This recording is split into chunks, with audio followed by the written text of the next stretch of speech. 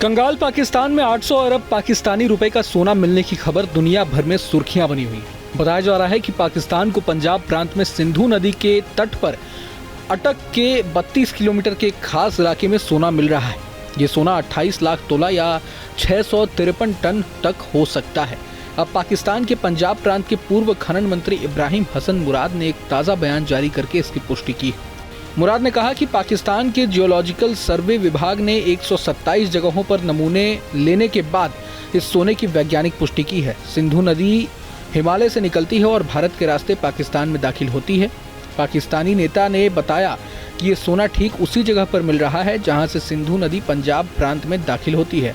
पाकिस्तानी मंत्री के इस सोने के खजाने के दावे पर भारतीय विशेषज्ञ ने गुड न्यूज़ दी है। जानकारों ने सोन नदी का उदाहरण देकर पाकिस्तान के दावे पर अच्छी खबर दी है। माना जाता है कि हिंदुस्तान के सोन नदी में भी नदी के माध्यम से सोना बहुत आता है। स्थानीय लोग छलनी लेकर सोन नदी के रेत को छानते हैं। उस रेत में क्वार्ट पत्थर के साथ साथ सोना मिलता है। साइंटिफिक तरीके से सोने के खदान को उसी स्थान पर पाया जाता है जहां पर जमीन पर क्वार्ट्ज पत्थर मिलता है।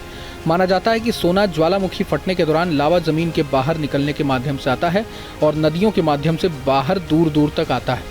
कई बार ज्वालामुखी का लावा जमीन के पापड़ी को तोड़कर बाहर नहीं आ पाता और जमीन के भीतर 10 मीटर, 20 मीटर या उससे नीचे ही रह जाता है।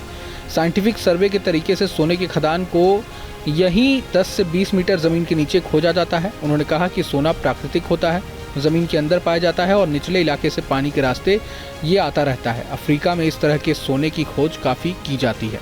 मीडिया रिपोर्ट्स के मुताबिक पाकिस्तान सरकार ने 653 टन सोना का जो आकलन किया है वो प्रारंभिक आकलन के आधार पर किया है।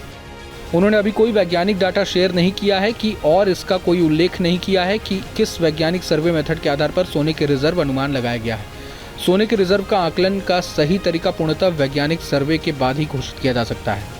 बता दें कि झारखंड में बहने वाली स्वर्ण रेखा नदी में भी सोना मिलता है और वहां पर कई लोग पानी और रेत में सोना ढूंढते हैं। पाकिस्तानी नेता इब्राहिम हसन मुराद ने दावा किया कि इस खोज से पाकिस्तान की किस्मत बदल सकती है। इससे आने वाली पीढ़ियों के लिए नए अवसर पैदा हो सकते हैं। उन्होंने कहा कि 18,000 एकड़ से ज़्यादा का इलाका है जहां पर ये सोना मिल सकता है। उन्होंने कहा कि जब सिंधु नदी हिमालय से होकर यहाँ आती है तो सोने के छोटे छोटे टुकड़े यहाँ आकर बैठ जाते हैं। इसके बाद जब सर्दी के मौसम में सिंधु नदी का पानी कम होता है तो लोग सोने की खोज करने के लिए आ जाते हैं। उन्होंने बताया कि इस पूरे इलाके के 9 ब्लॉक हैं और सबसे बड़े ब्लॉक में 155 अरब रुपए का सोना हो सकता है। बता दें कि पाकिस्तान में इस समय बेरोजगारी की दर भारत और बांग्लादेश दोनों से ही ज़्यादा है। पाकिस्तान को हर साल 15 लाख नई नौकरियों की ज़रूरत है।